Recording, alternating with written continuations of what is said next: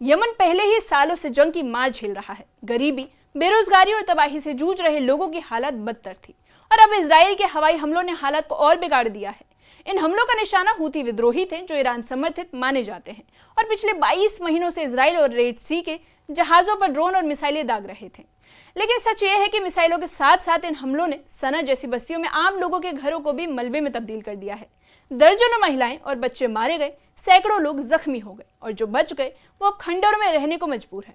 आज इस वीडियो में हम आपको आसान भाषा में समझाएंगे कि हमला क्यों हुआ, किसे सबसे ज्यादा नुकसान हुआ और आखिर यमन की मासूम जनता क्यों इस जंग का सबसे बड़ा शिकार बन गई है। न्यूज़ 18 के सोशल मीडिया प्लेटफॉर्म पर आपका स्वागत है। मैं आपके साथ साइमा परवीन। सबसे पहले समझ लेते हैं कि इजराइल ने हमला क्यों किया। दरअसल हूती विद्रोहियों ने हाल ही में एक ड्रोन भेजा था जो इजराइल की एयर डिफेंस सिस्टम को पार कर गया और सीधे एक एयरपोर्ट से टकरा गया। इस ड्रोन हमले में एक व्यक्ति घायल हुआ और एयरपोर्ट की खिड़कियां टूट गई। इसके जवाब में इजराइल ने बुधवार को यमन की राजधानी यानी सना और आसपास के इलाकों पर हवाई हमला किया और इजराइल का कहना है कि निशाना सिर्फ हूती विद्रोही थे। लेकिन सच्चाई यह है कि आम लोगों के घर, बाजार और यहाँ तक कि म्यूजियम तक इस हमले में तबाह हो गए। इन हमलों में मरने वालों की संख्या 46 बताई गई है, जिनमें 11 महिलाएं और 5 बच्चे भी शामिल हैं। करीब 165 लोग घायल हुए हैं। तो जरा सोचिए कि इनमें से ज्यादातर लोग वो हैं जिनका लड़ाई से कोई लेना देना नहीं और यही वजह है कि हमला और भी ज्यादा विवादों में घिर गया है। हूती स्वास्थ्य मंत्रालय ने आंकड़े जारी किए हैं और कहा कि असली शिकार आम नागरिक बने हैं। सना शहर का तहरीर इलाका सबसे ज्यादा प्रभावित हुआ। यहाँ दर्जनों घरों की दीवारें गिर गईं, रसोई घर और कमरे मलबे में तब्दील हो गए। एक महिला तलाल ने बताया कि उनके घर की दीवारें टूट गई और अब उनके पास मरम्मत के पैसे भी नहीं बचे। उन्होंने कहा कि सब कुछ परख झपकते ही खत्म हो गया। आज तक किसी अधिकारी ने हाल तक नहीं पूछा। और इसी तरह अहमद अल वसाबी का घर भी आंशिक रूप से ढह गया।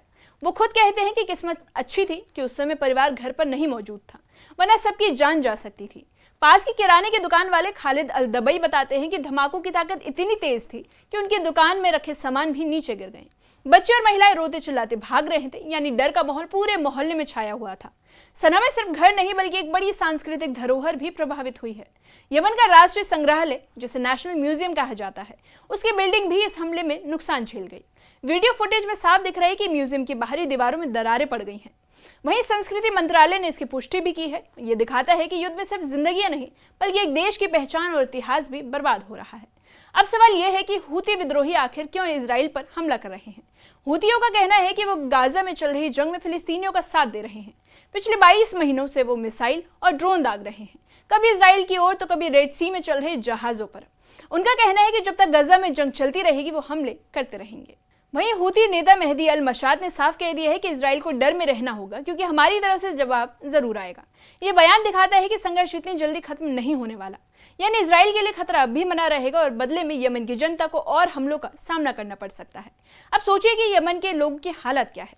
देश पहले से ही सालों से गृह युद्ध की वजह से बर्बाद हो चुका है। गरीबी इतनी है कि लोग अपने घर से खुद ठीक भी नहीं सकते।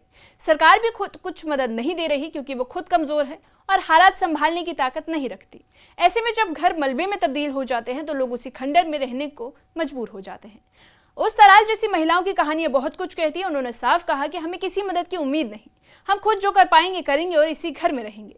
यानी दुनिया चाहे राजनीति और जंग की बात करे, लेकिन जमीनी सच ये है कि लोग मजबूरी में खंडरों को ही अपना आशियाना बना रहे हैं। आपको बता दें कि हमला सिर्फ सना तक सीमित नहीं रहा, बल्कि हूती विद्रोहियों के मुताबिक इजराइल ने उत्तरी जौफ प्रांत की राजधानी हज़ में सरकारी इमारतों को भी निशाना बनाया। साथ ही सना में एक मिलिट्री हेडक्वार्टर और एक फ्यूल स्टेशन को भी तबाह कर दिया गया। यानी यह हमला सिर्फ जवाबी कार्रवाई नहीं बल्कि पूरे इलाके में एक बड़ा मैसेज देने के लिए किया गया था। लेकिन इसका असर, सबसे बड़ा असर आम जनता पर हुआ है। जिनके घर टूट गए उनके पास अब कोई सहारा भी नहीं बचा है। आपको बता दें कि कोई सरकारी मदद नहीं मिली, कोई मुआवजा नहीं मिला, बस खुद अपनी किस्मत पर उन्हें छोड़ दिया गया है। ये तस्वीरें बताती हैं कि जंग में असली कीमत हमेशा आम लोग ही चुकाते हैं। अब बात करें अंतर्राष्ट्रीय प्रतिक्रिया की, तो इस हमले के बाद दुनिया भर में बहस छिड़ गई है।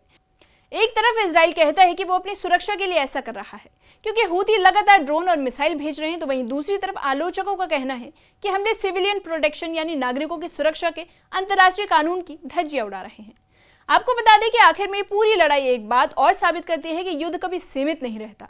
गजा और इजराइल की जंग अब यमन तक फैल चुकी है।